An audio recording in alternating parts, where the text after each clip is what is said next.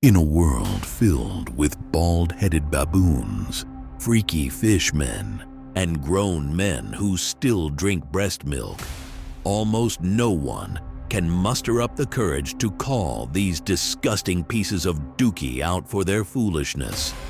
But one man refuses to stay silent. He is willing to do whatever it takes to bring you the truth, even if it means risking his own life in the process.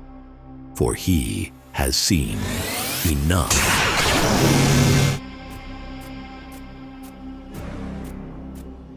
What's going on, y'all? This is Seen Enough. I am your host, D. And today we're going to be talking about 10 moments from The Boys Season 1 that absolutely pissed me off. And I know what you're thinking. D, why it took you so long to make this video? Season 1 came out years ago. Well, because I wasn't on YouTube at the time. And I had a whole lot I wanted to say to the world about all the foolishness going on this season that I never got to say. And honestly, I'm tired of waiting to say it, so let's just jump straight into it. That's Annie January. I went to Hoover High with her. Hashtag, she was bulimic. Bro, who does Ashley think she is? She be talking to literal superhumans so spicy. Like, don't you realize they can rip your bald head off? She talked the most trash out of anybody on the show and came back none of it up. Every time she speak, I'm instantly disgusted. Like, ugh, hush. Like, how has she not died yet? Made it through all 4 seasons without so much as a scratch on her bald head. If she make it out of season 5 alive, the creators of the show gonna have to receive a nice long email from me, and I'm going to type so aggressively on the keyboard, I might break it. Everything gonna be in all caps. Now I'm gonna use the words bald-headed heifer several times in random places for no apparent reason. You understand me? That bald-headed moose better not make it out of the first 4 minutes of season 5, episode 1. I don't care if she did take Compound V. Her new powers better be to die. That's right, her power need to be super dying. And don't make it fast. It needs to happen extremely slowly so I can take my time enjoying every second of it. It's my body. I have the right to choose how much of it I show. That is true. You do. You just won't be doing it in the 7. Unless it is wrapped in that.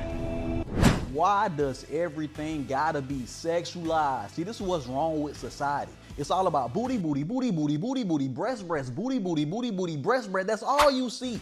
You can't escape it. It's everywhere.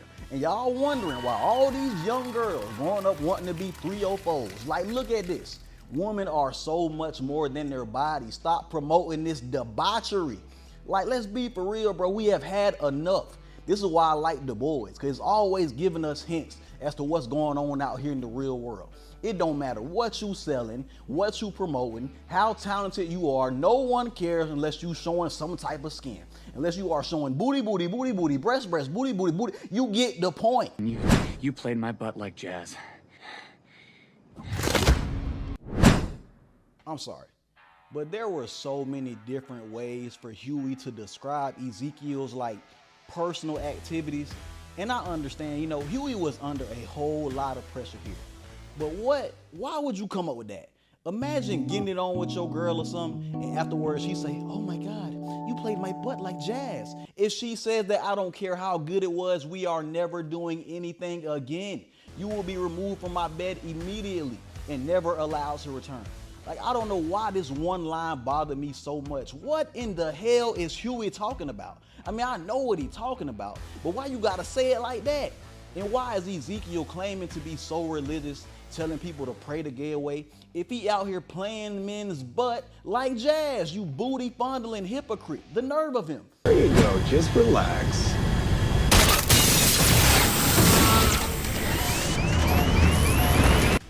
Why would you laser him right after he shoots the pilot? You the strongest man on the planet. You had a billion different ways to kill this man, and you gonna pick the one that could possibly lead to the controls getting destroyed? Just snap his neck. Like Homelander be overusing them damn lasers. Put the lasers up. You don't have to use them all the time. Be versatile. Use your brain. I understand the pilot was dead, so there's probably a chance they wouldn't have been able to save Flight 37 anyway, but I'm sure they would have had a better chance if the controls weren't fried. But no, you don't know how to keep your lasers to yourself.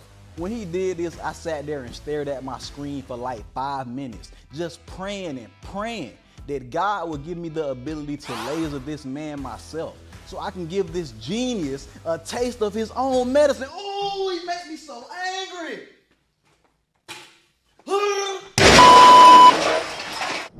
Did you have sex with him?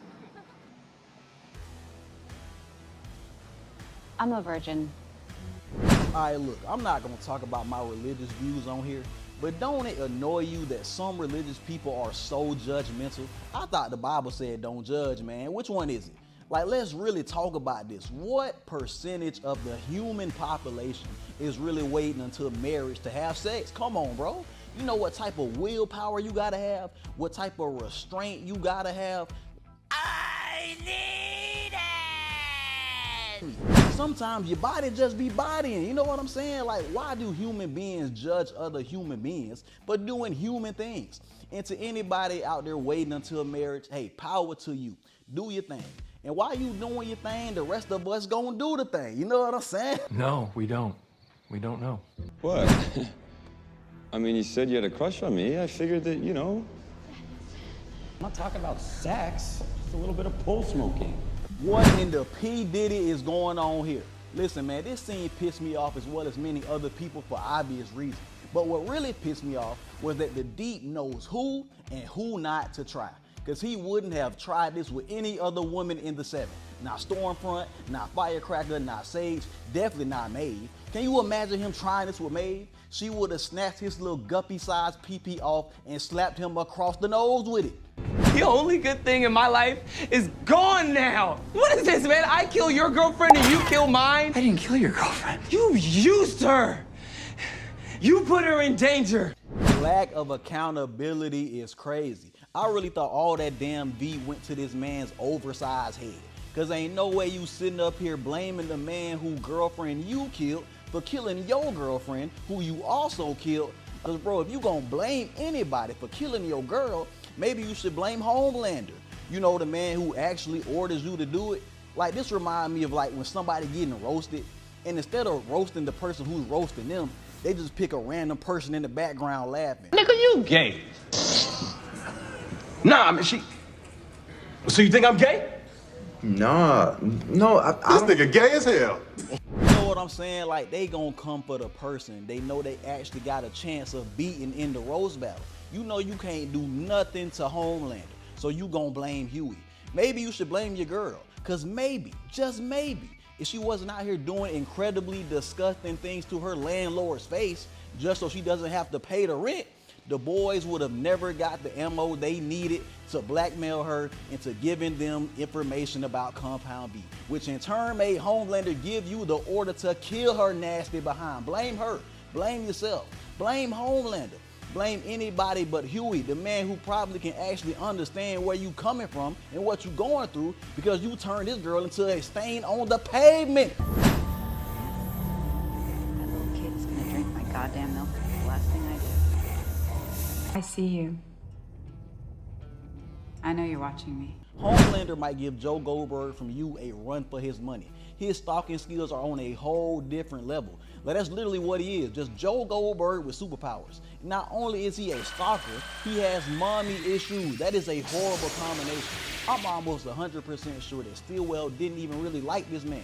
She just did what she did to manipulate him and keep his psychotic, stalking, breast milk drinking, baby hating ass under control. Yes, this man literally was hating on a baby. You care more about that baby than you do about me. So ain't no way your overgrown behind out here jealous of a whole toddler. That baby don't want your girl, I promise. Which brings me to the next scene.